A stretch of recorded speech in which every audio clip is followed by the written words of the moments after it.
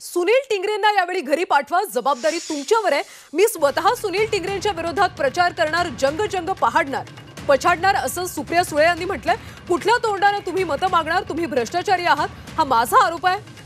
Car अपघातावरून Supriya Sule यांनी वडगाव शेरीतल्या सभेमध्ये जहरी टीका केली।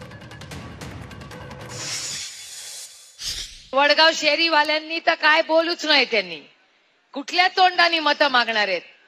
दोन्ही हातावर खून आहे त्यांच्या, खून आरोप आहे माझा त्यांच्यावर। अहो, 2 लोकांचा जीव गेलाय, 2।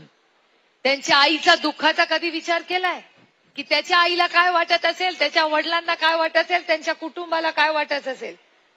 आणि तुम्ही कुणाची बाजू घेताय? त्यांच्याकडे पोर्श आहे म्हणून, मोठी गाडी आहे म्हणून, पैसे आहेत म्हणून तुम्ही त्यांच्या घरी जाणार?